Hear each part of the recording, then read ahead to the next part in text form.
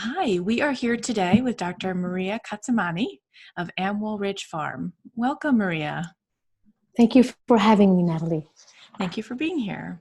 Can you tell me about your business? My business, I'm a horse trainer by trade. I do have a doctorate in clinical psychology, so my business is very unique because I've been able to kind of integrate a lot of the sports psychology and a kind of years of working in a university medical environment and all that it entails, and bring it into the equestrian world in a very unique way. So I have my home bases in Ringgold, New Jersey at Amwell Ridge Farm, which is a sandwich between, say, Lambertville and Flemington. But I often get invited all over the world to conduct clinics, or I consult with people from all over the world for different issues they may have around their horses or their connection with their horse. And you just published an online course in referencing those relationships, yes? Yes. Can you tell us a little bit about the course? I have, Natalie, developed, I started to realize that one of the while I can't be available to everyone all the time, Sure. the underlying philosophy of what I teach is oftentimes something that can be useful in helping people develop the technique. So the philosophy drives the technique. So I worked in the last year to develop and put a little bit of that together and available for people. So I have a course called Creating Magic, and I just finished the Horsemanship Basics 101, which was a course we developed out of a home, kind of like a lecture series that I had in my home farm, a horseless clinic. Yeah. Sure. So how do you conduct a horseless clinic? So it's everybody that has a horse that comes without their horse. Okay. So I have a big kind of an indoor arena, and that we make sure that we have plenty of seating, and we have a lot of visual auditory tools that and presentation style, kind of a big lecture style, coupled with a workshop format. So there's a little bit of a lecture, things that I sometimes just don't get to cover when I'm doing, say, a training lesson or a traditional riding lesson. So these are kind of background information, nuts and bolts pieces that are helpful. And so it's sandwiched between kind of a lecture, a little bit of a self-awareness where people team up sitting next to each other. Sure. And then we bring it into like a workshop format where we have activities that people will have to engage in together to really integrate some of that. So the online course really took the lecture portion of it, minus the workshop part of it, the connection with people, activities part of it, which is a little bit of my secret ingredient. And I was able to at least package the philosophy behind what it is that I do with horses, which I think is like 90% of the puzzle. Absolutely. So if you could send me a link to your course, and I'll be sure to drop that in the comments below. That way, if any of our viewers are interested, they can take a look. Brilliant. Thank you. And you also have a nonprofit. I do. What type of work do you do in your nonprofit? So in 2016, Natalie, I put together this nonprofit, and it really was one of those things I had in the back of my head, along with a couple of other ideas in business. You know, you're always thinking of the next level and how to improve things, and kind of the different avenues in your work. As you get more experience, you're fine-tuning it. That was in the back of my mind for about 10 years.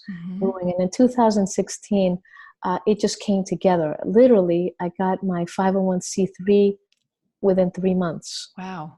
Usually takes a couple months. That's impressive. I think it was even under 3 months. I think the whole nonprofit was set up within 3 months.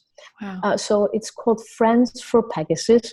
And initially I had started it because I wanted to advocate for a way of training horses and advocate for certain things around horses and their wellness that kind of survive. And to do that, I wanted to do it using taking one horse at a time, putting it through the program, and then maybe documenting it. So the whole goal is to not only educate the public, so we have lecture series throughout the year. Anything from how horses learn, I just did the last one, to nutrition, and sometimes I can invite different people to talk about various topics around horses and just to educate the general public. Or it could be we videotape the really inspiring story. It got released in December about a standardbred, a racehorse that was under my care, and the journey with his owner. So the transformation was remarkable. So if you saw could that? send me, I did. If you could send me the link, I'd love to include that in the comments below as well, so people can take a look at that. Yeah. So alongside of both of those businesses, all three of those businesses, I suppose, there's also a boarding component. So Right. you board horses at the farm.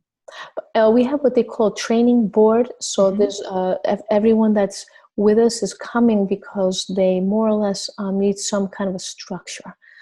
And they, whether it be a lesson a week or for them, or training structure for their horse. So we're not strictly a boarding facility, because part of what we're trying to champion here is like kinder ways, more educated ways, more ways that create results.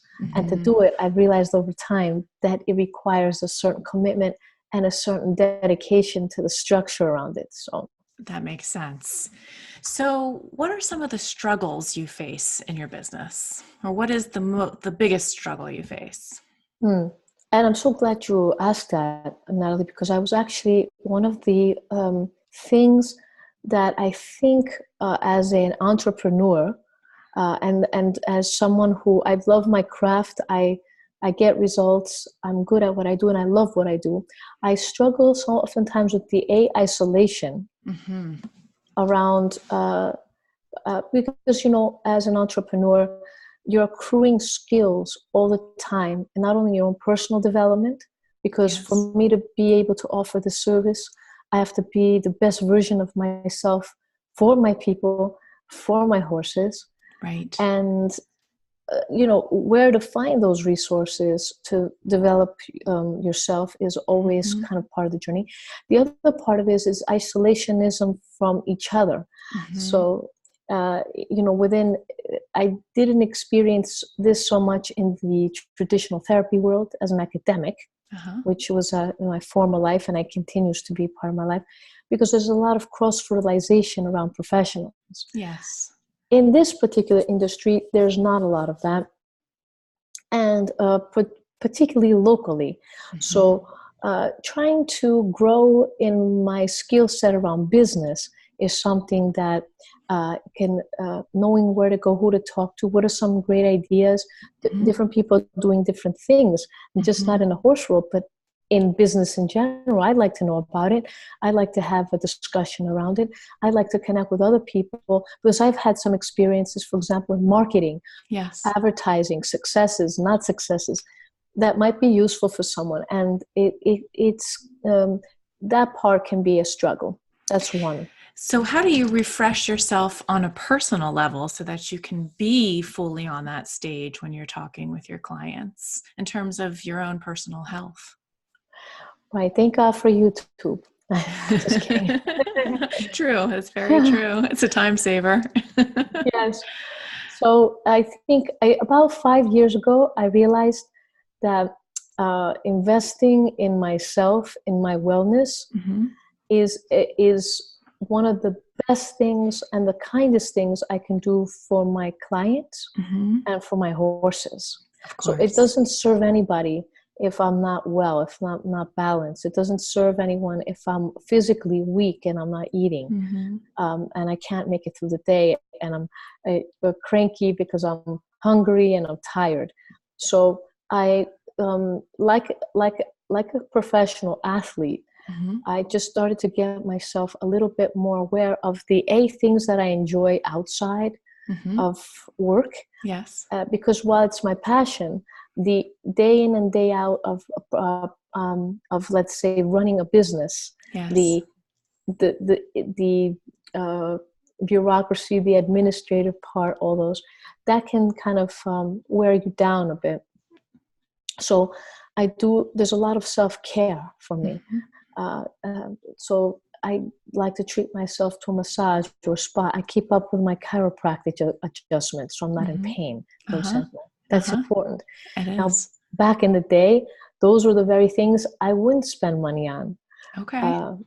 So, for example, food. If I'm craving something, I eat that. Yes. But I'm very mindful now, especially about hydration, about protein.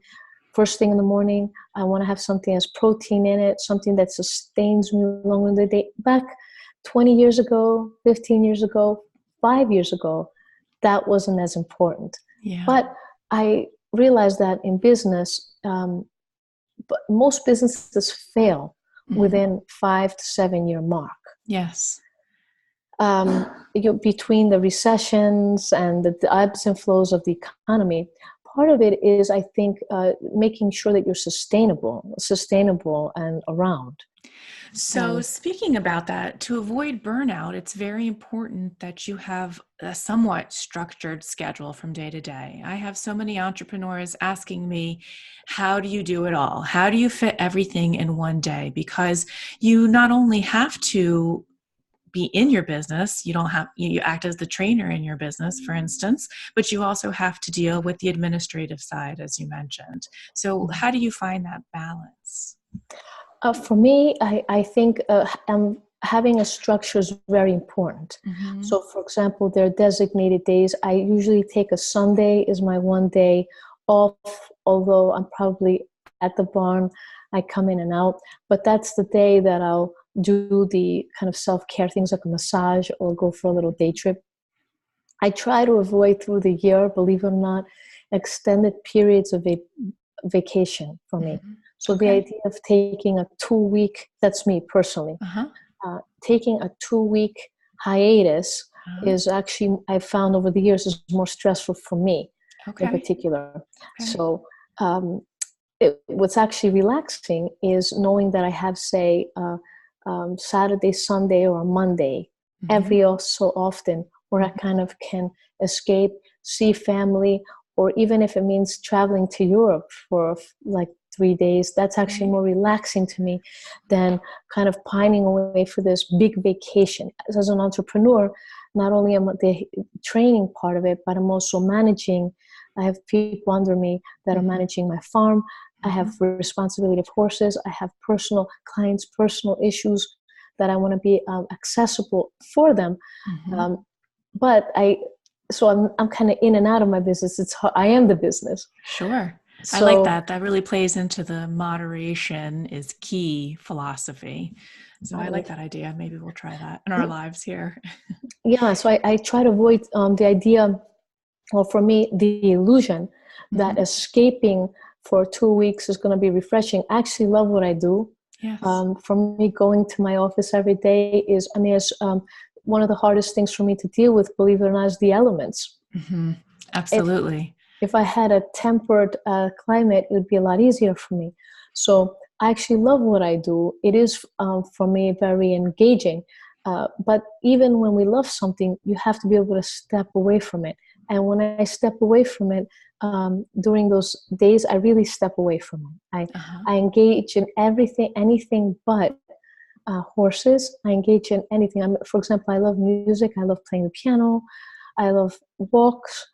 I'll try to avoid talking about horses. I'll be on YouTube and Google something about relaxation, or I'll try to touch base with a colleague about the latest advances in meditation or things like this. Yes. Where I can kind of continue to learn and grow and be able to give that. But at least a day or two, I try not to think about horses. Actually, the detachment from it, I fight myself because I'm always like reaching for the phone to look at the latest video. But I've learned to discipline myself because it helps me also broaden my perspective. I try to read or watch things outside of my usual framework. Like for example, I'm really not a big cook, but I watch a documentary on cooking. Uh-huh. I'll try to read something I would never read, go to a place I would never go, I love that. just so that it gives me also a perspective on my clients. Because it's very easy as an entrepreneur, especially when you're the business, to get tunneled kind of in a funnel around what your likes are. And at the end of the day, it's not always about me and what I like. At the end of the day, I'm in a service-oriented capacity. I have to be able to understand the likes and needs of the people around me. So I really take that head on. Like I'll start studying about guns or fishing or hunting or things I would never myself personally say vastly, That's as a way of understanding. And it takes me completely away from a little bit of my kind of internal world. I love that. So how do you deal with the client that calls you or texts you while you're having this time to yourself? If it's not a true emergency. If it's not a true emergency. But they believe that it's a true emergency. Yes. It's a great question, because we always have those situations. Sometimes I think at the end of the day, people violate our boundaries because they're struggling with their own boundaries. Mm-hmm. Yeah, good point. Part of my I see myself as an educator, not just with horses, but also around life skills. Because oftentimes people that come to me looking to train their horse or learn how to ride end up learning a lot more than that. Yeah. And that's purposeful. It's why I try to engage in understanding different things and learning beyond, and always staying in a place of being a student myself in some capacity. Yes. It gives me a little bit more compassion for their struggle. Therefore, I see it as someone who hasn't learned that lesson yet. So how can I teach them that lesson in the most gentlest way?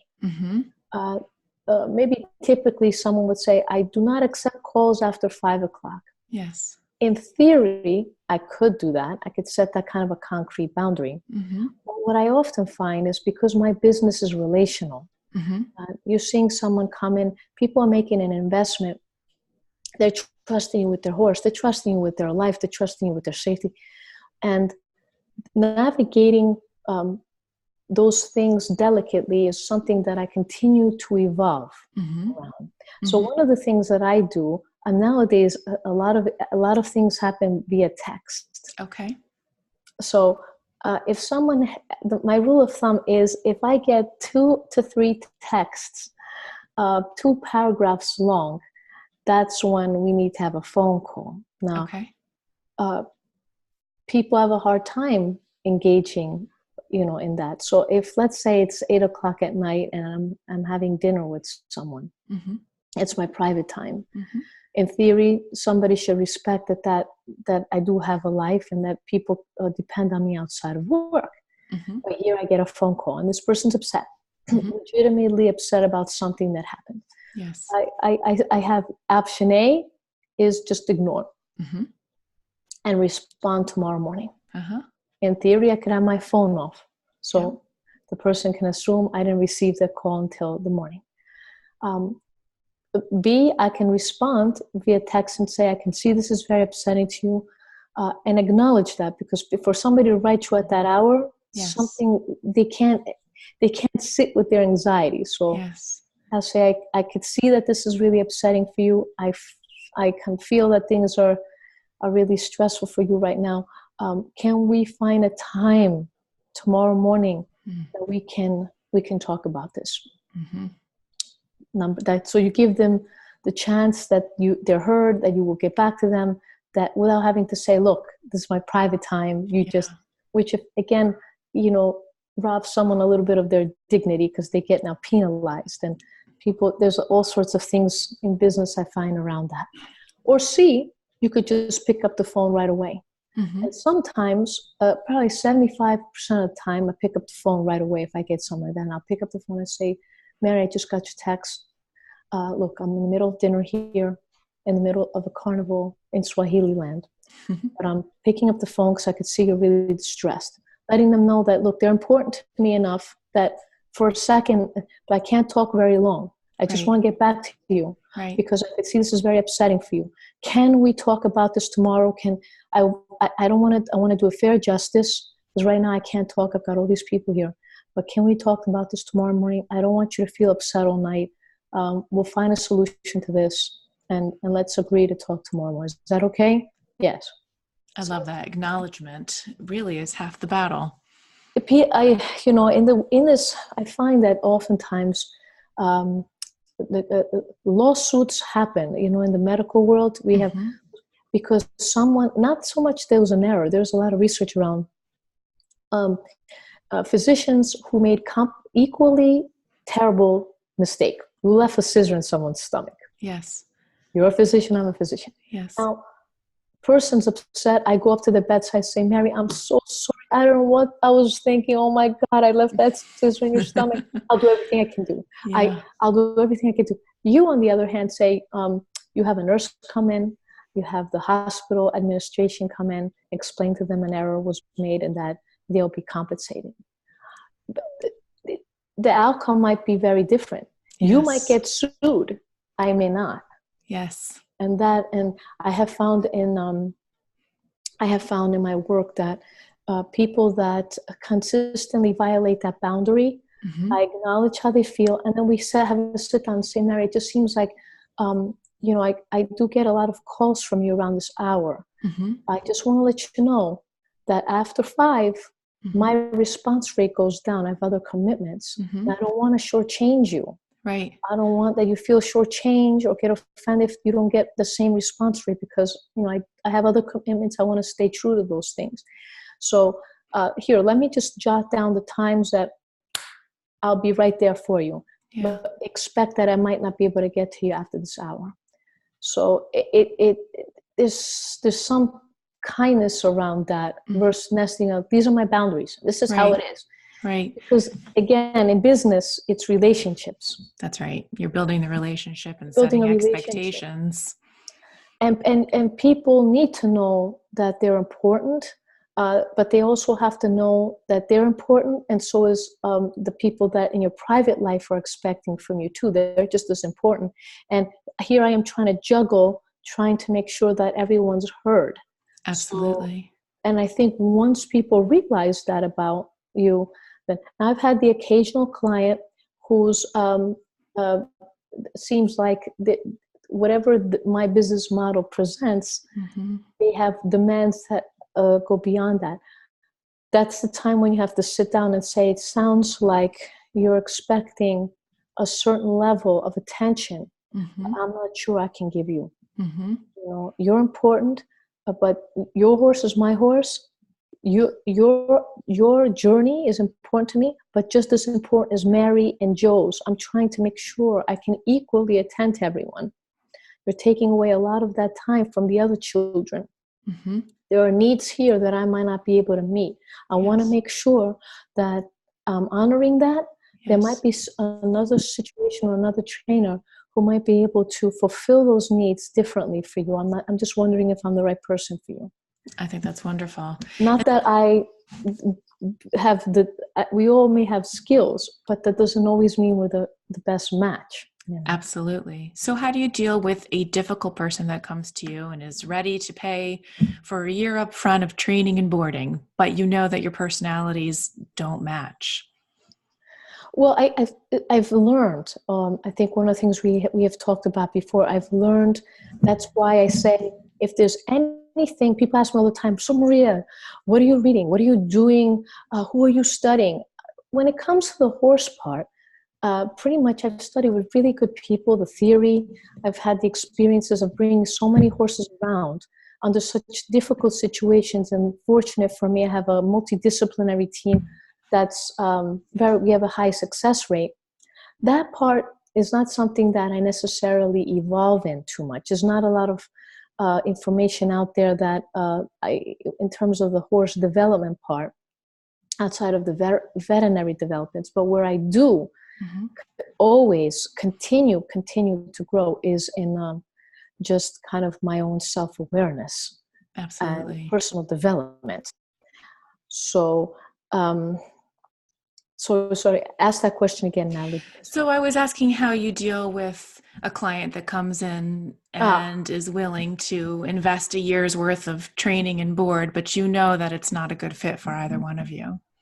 yeah. Well, it's the darndest thing. Hmm.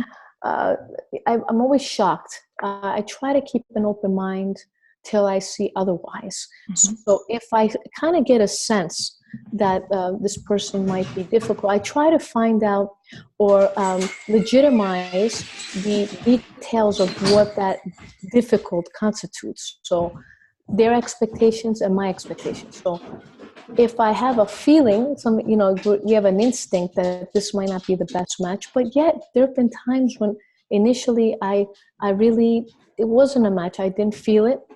But again, wherever there's a horse as an intermediary, Hmm.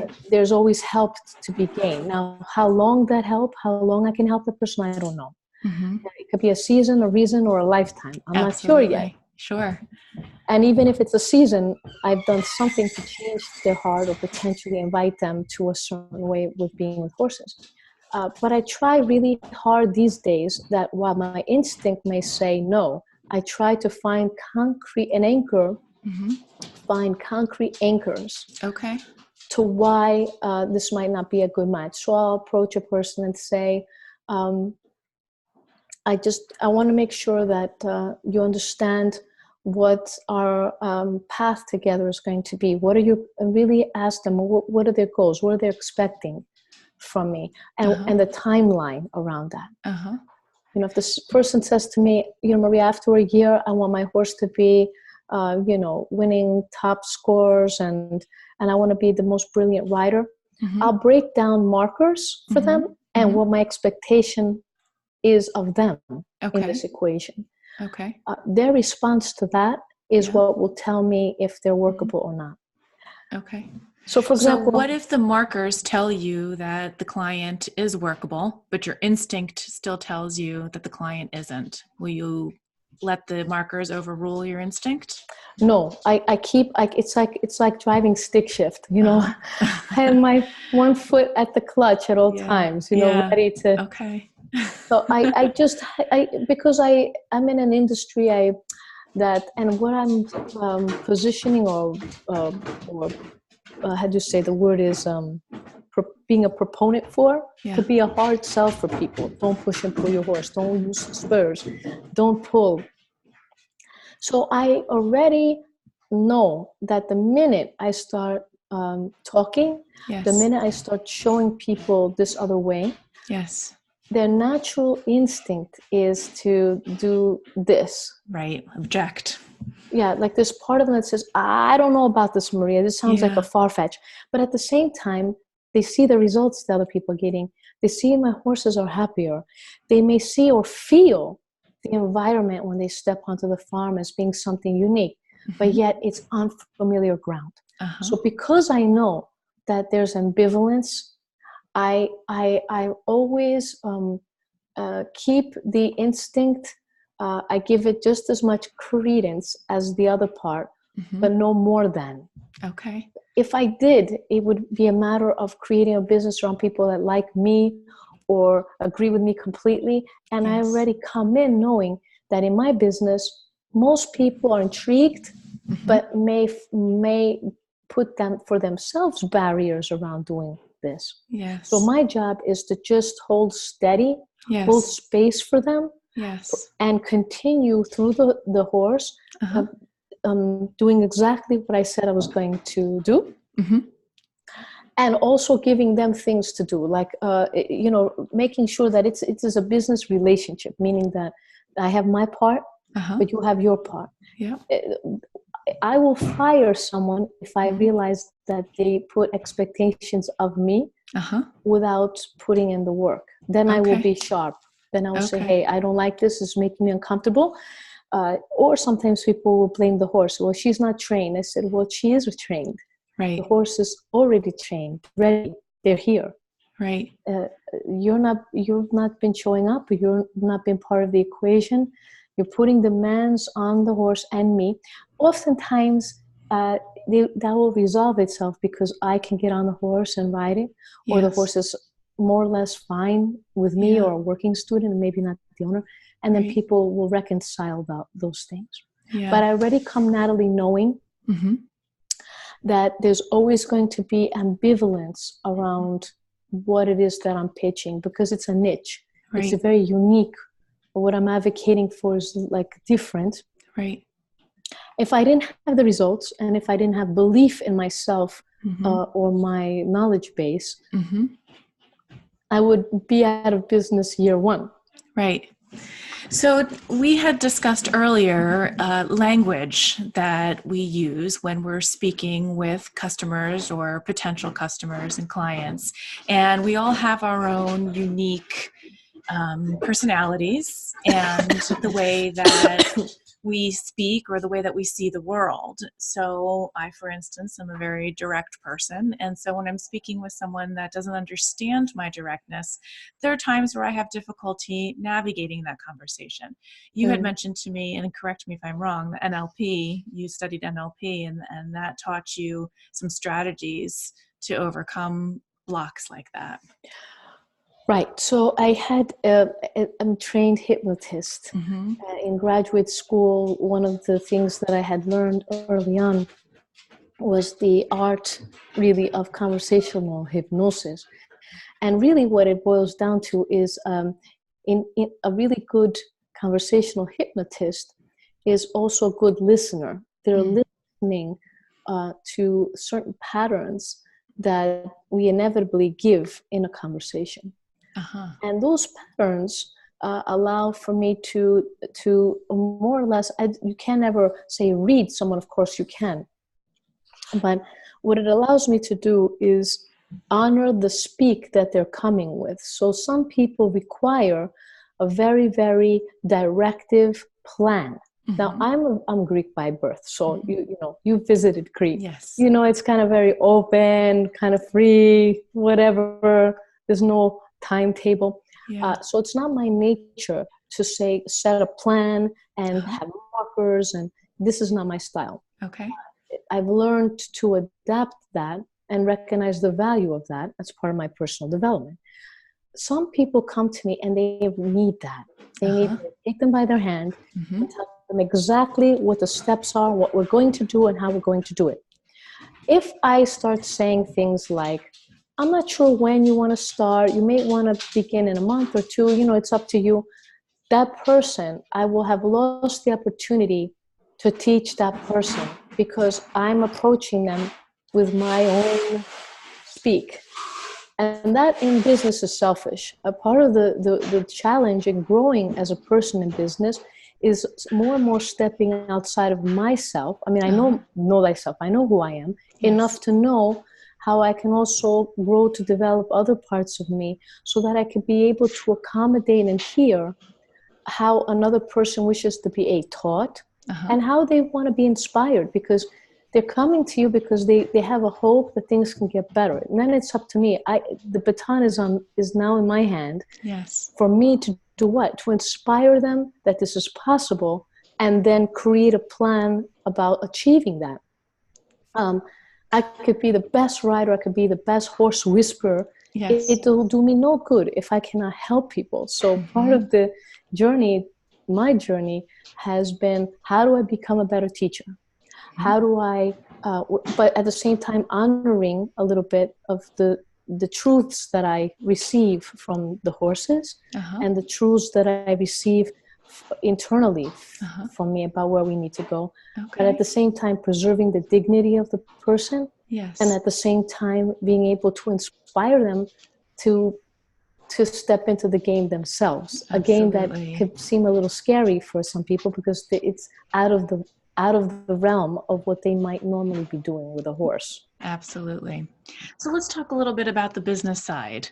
So was there a point in time that you did all of your business work? Did you do your own accounting? Do you still do your own accounting? Do you do your own PR? Tell me a little bit about that side.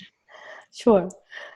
Early on, actually, for years and years, I didn't even have a LLC. I just kind of operated as a sole proprietorship. I was to take a few horses here and there. Can I interrupt for a second and ask why? What prevented you from getting an LLC? Were you afraid of the process? Did you just not see the need for one? Did you not know that you needed to have one? All of the above. I have to say that probably I thought to myself, um, you're good at what you do, but you don't realize to really make a business out of it, you have to love to know how to do business. Yes. And you have to love business. You have to love connections, and you have to allow your mind to see opportunity in everything and every exchange. Yes. And for me, the idea of, I always, I've been an academic, I'm a sensitive person. Yeah. The idea of being business seemed to be a suit that was not made for me. I thought to myself, you know what? I'm good with horses. I'm good therapy with people. I'm sensitive.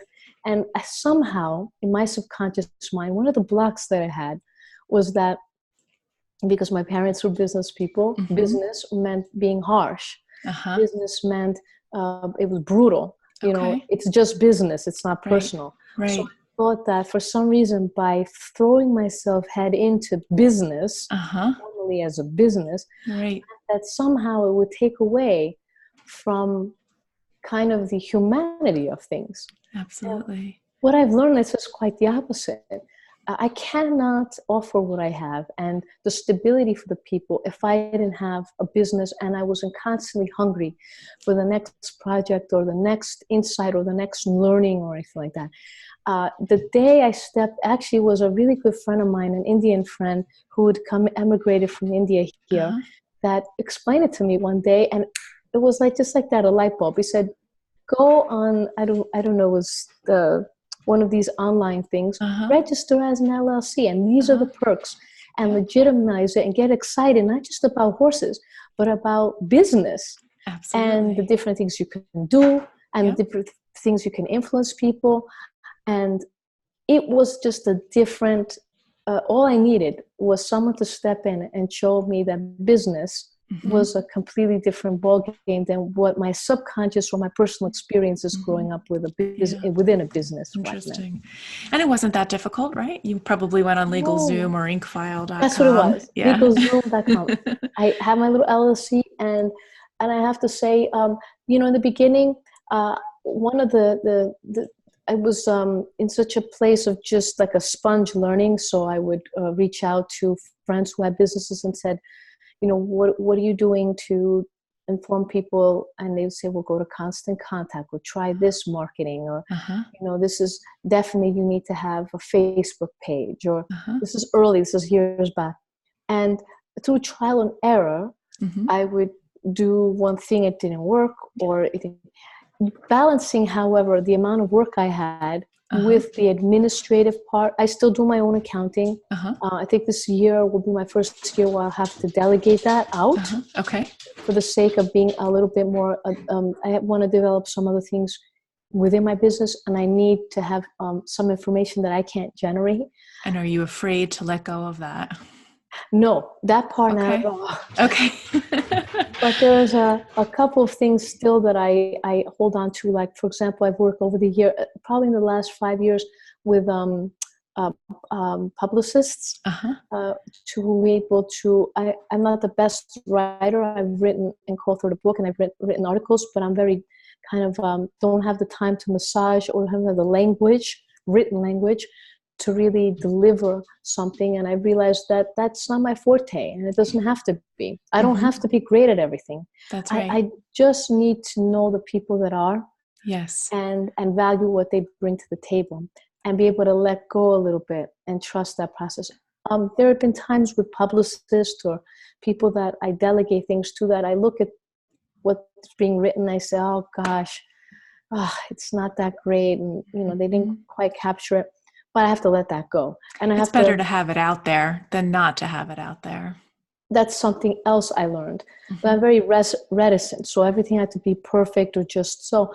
Sometimes I realize people just want to see you. That's right. They hear something you say. It's an interview. It could be maybe about the low time in your life, and not always your successes. And they realize there's a quality about you that they trust. And I started to more and more allow for those things to happen, Mm-hmm. in business. So how do you develop your business?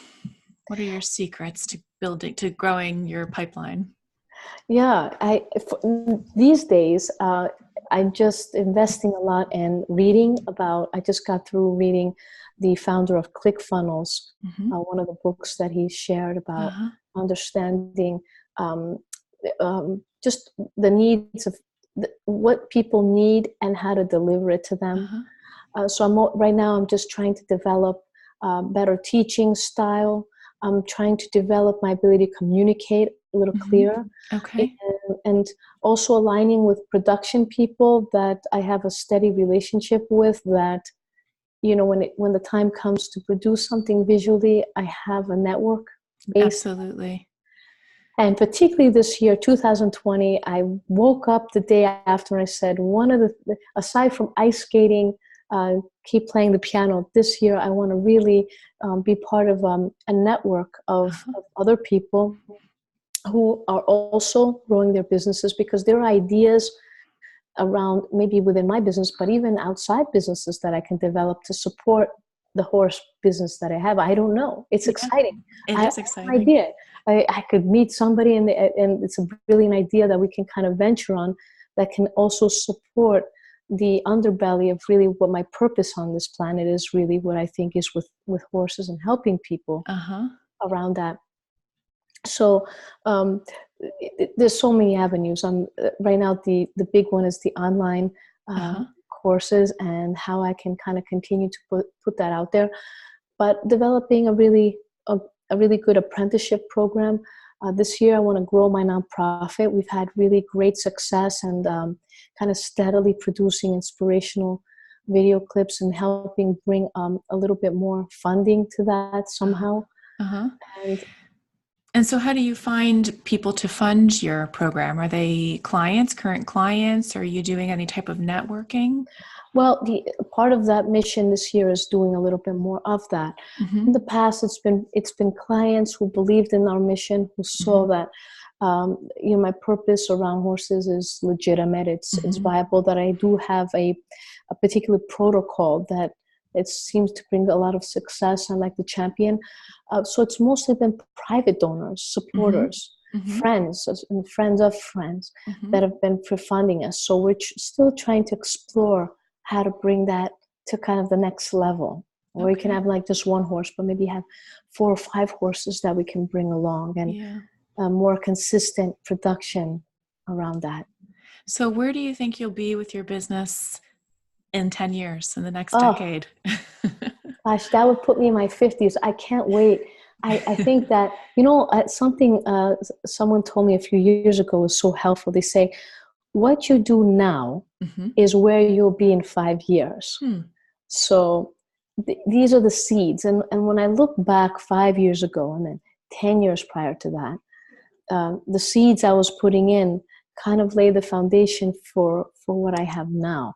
Yeah. In my soul, I would Mm-hmm. like to be there already, Of course. but I realized, I'm very kind of ambitious, chomping at the bit. Um, I love more work, more opportunities, more ideas. But I realized that perhaps, God, the universe, whatever you want to call it, reins me back, because I don't have yet the wisdom. I Mm. don't have yet um, the in its entirety, some of the skills that would make me really last long, or really make an impact in the same way Mm-hmm. for people. Mm-hmm. So in the next 5-10 years, gosh, I hope I'm doing a lot more. I want to open myself up to a lot more traveling like I used to. I Yes. think I have a home base now. I have a good crew of people. My personal life is a lot more stable. So in that, I'd like to be able to do more clinics outside, Mm-hmm. as I have in the past. I would love to have more of an online university, like a library. Of library. course. And I'd love to be able to share a lot more of the psychology element. It's kind of like my secret ingredient for It the is. horses too. Yeah. But to be able to, in 10 years, have a few people that have worked closely with me, that I can pass the baton to them with.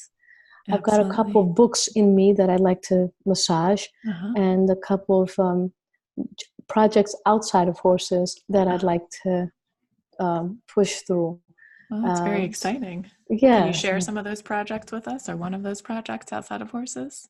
yeah, I would like to. I mean, I think one of the things I would like to do is develop something outside of of horses. As a psychologist, I'm actually certified for equine assisted psychotherapy twice a week Mm-hmm. through another nonprofit called Spring Rains of Life. Mm-hmm. We see veterans, Oh, veteran groups, uh-huh.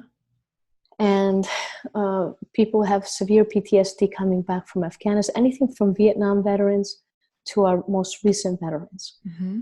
I'd like to be able to do something along the lines of just offering through the horses, either riding as a develop a nonprofit. I'd also like to do a business related to food services. Huh. Yeah, whether it's a restaurant or some kind of I'd like to do that. And as a psychologist, I'd like to team up with a colleague of mine to develop a protocol or a center. Bless you. Thank you. Uh-huh. Um, around Okay. biofeedback techniques. What are biofeedback techniques? So one of the tools that I use even in my horse program to help people build self-awareness is putting electrodes, Uh-huh. a nasal cannula, Uh-huh. and being able to see on a screen some of the biomarkers that your body is producing. Hmm. Oh, fascinating.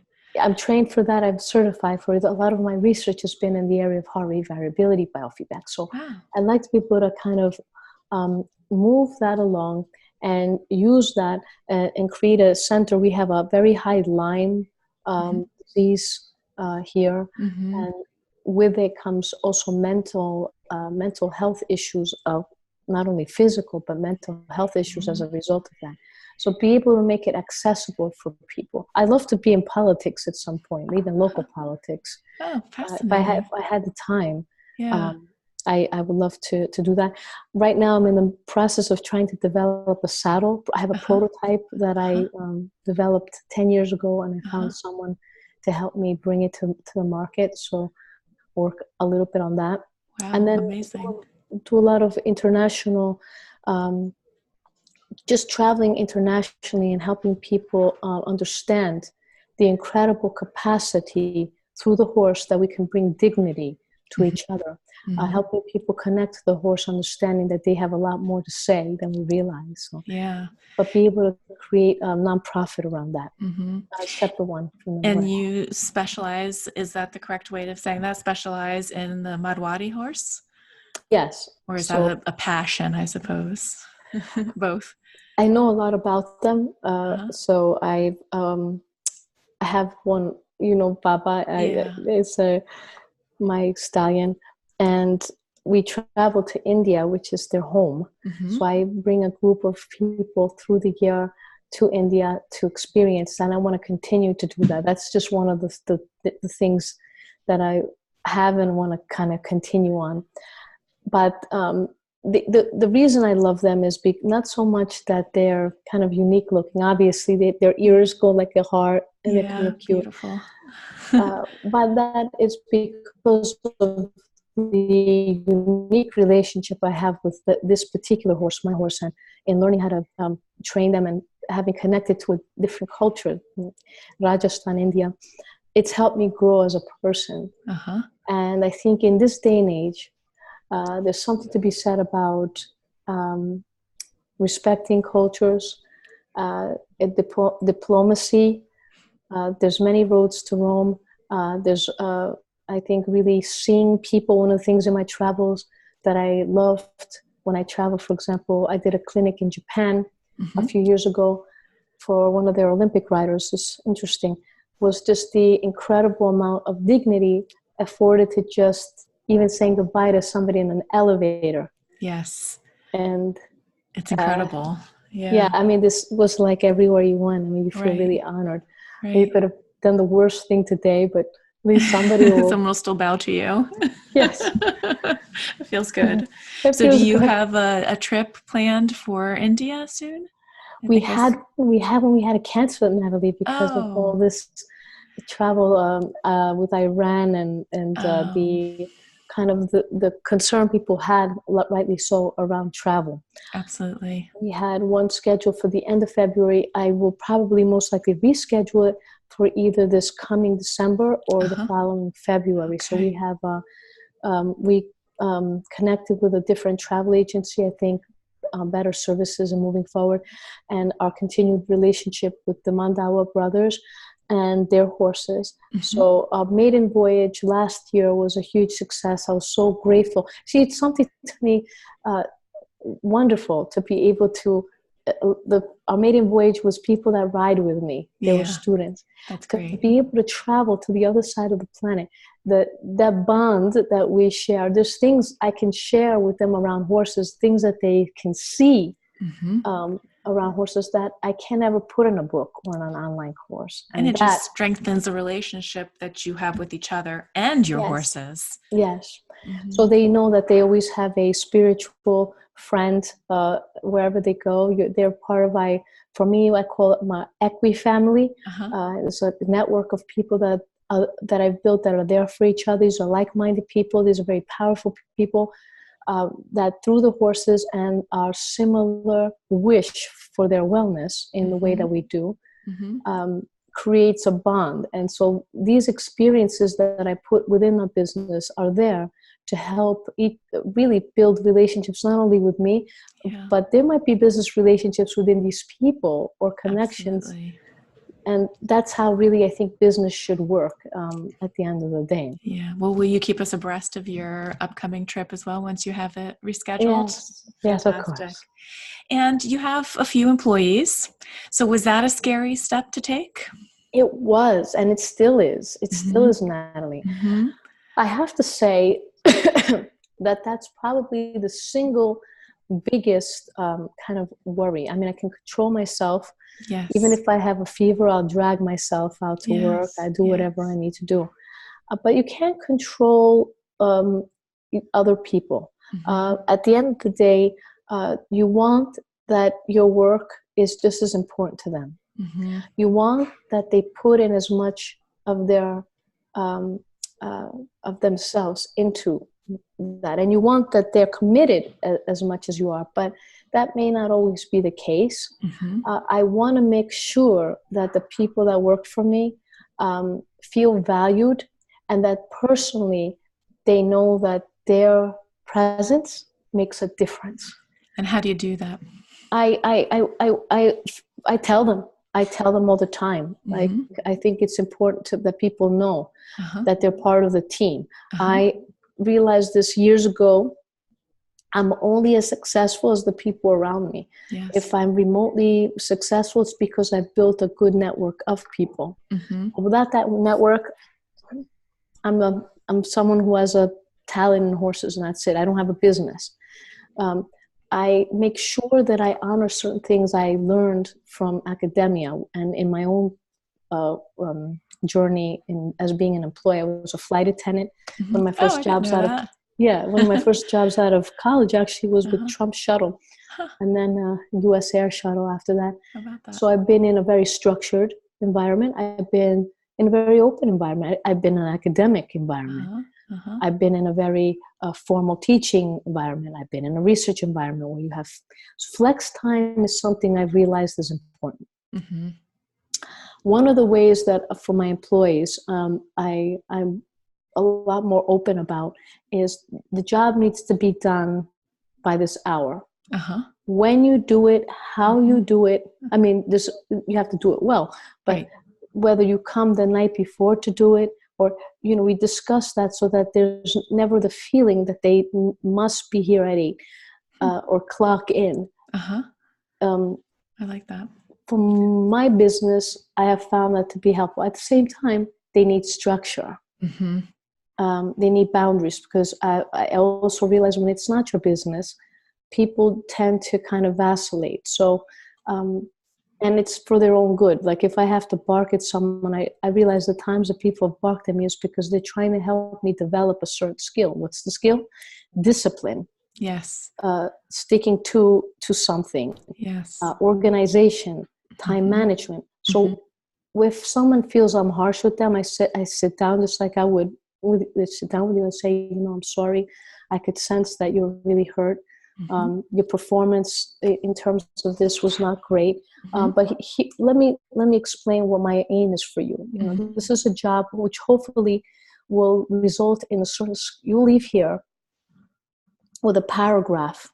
That paragraph should read something like, "These job duties included." Yes. So I would hope that I can sign off on it and I can vouch for that for you in any future job. So here's what I hope for you. This job is supposed to teach you responsibility, discipline, time management. We have flex time, but you need to know that you cannot leave before here. If a horse gets ill, sorry, but you can't leave. That your boyfriend who's waiting at the restaurant may have to wait. That's right. And that also builds character. So I don't make it so much about me. I try as best as I can for the people around me to make sure that their own personal goals are being developed too. Because otherwise, it's just somebody you're paying. And for what I do, like each horse for me is like a jewel, like a jewelry, like a delicate jewel. You don't want some butcher handling it. So in order for my people to handle that horse with some level of care and dignity, I have to manage them with care and dignity. That sometimes can be very difficult. I'm fortunate I don't have that a lot.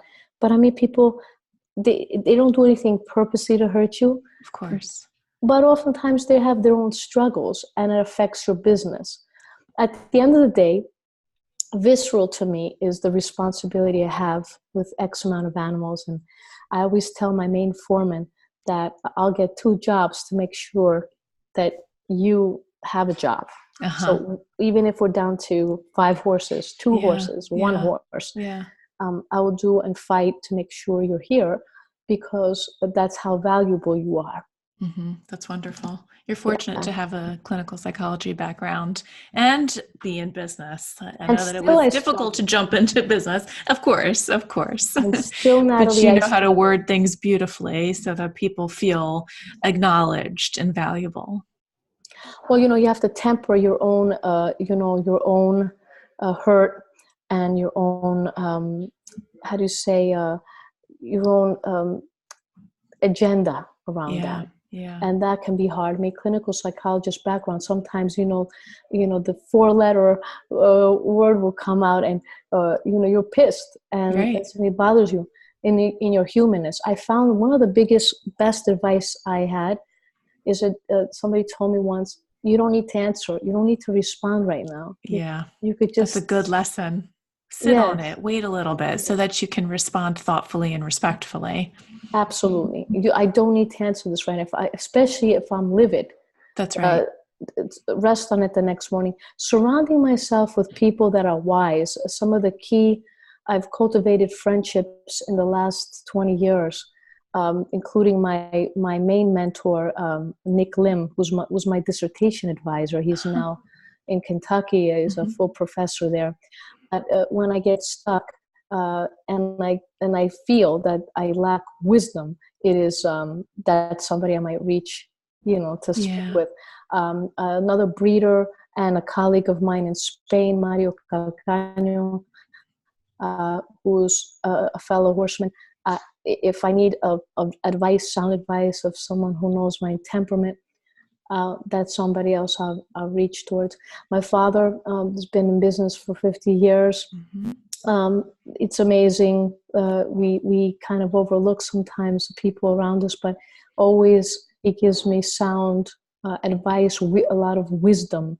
And then in the last few years, some of the connections I've made and just surrounding myself with people that have sound advice to give. Not always the answers, but guidance.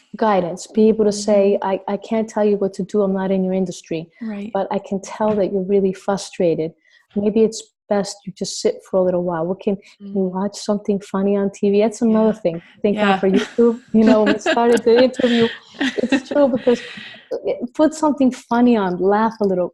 Business can be rough. I mean, everything is on you. It's a huge responsibility. You have animals, you have, in my case, employees, you have clients that depending on you sticking around and guiding them, it could be a heavy burden. You feel it. So I tried as best as I can to do silly things like watch silly things on YouTube. I love that. That's great. So in closing, what is the one thing that you've committed yourself to working on in your business in the next few months? What's something that you find that you have a hard time doing? Oh gosh, Natalie, my goodness. The thing that I definitely want to learn more about is that I fought for a while Mm-hmm. is in understanding the trends in advertising Mm-hmm. and understanding better uh, not so much what people need, because I can't be that which people need. I can only offer what I have, Of course. but also understanding how to access people. How can I make myself more available, Mm-hmm. come out of my shell? Because it's intimidating, particularly when you put yourself out there. The commentary, there are a lot of haters, as they Of say. course. So that's something that in the next year I'd like to be able to have a better perspective on, and learn a little better how to make myself more visible and accessible to the people that I can actually help. I can't do it sitting in my barn, not saying Absolutely. anything. I remember when I first started my business, I would sit and I would look through all the magazines and just dream that someone would discover me, but I wasn't actually going out. So there was no opportunity for me to be discovered. Yes. So putting yourself out there really lends itself to discovery. Yes, Yeah. exactly. That's something I realized this year. I'm not being a wallflower. Be great at what you do, and lucky for me, I do get a lot of referrals that way. But at the end of the day, when you want to launch something great, when you know you have something good, you can really help a lot of people. Yeah. You're not going to do it by being provincial and shy, or as I like to label myself, an introvert. I mean, that's got to go, Right. and that's You'll get something. there. Yeah, I think slowly you've but done a surely. wonderful job today. Thank Yeah. you. Well, thank you so much for your time. I really appreciate you sharing your knowledge and insight with us. You're welcome. And I look forward to sharing a video that you and I made today at the farm with the group as well. So I'm sure that they'll love seeing what your office looks like every day. Yes. All right. Thank Thank you. you. I'll Thank you, talk to you Natalie. soon. You too. Okay. Bye. Bye-bye.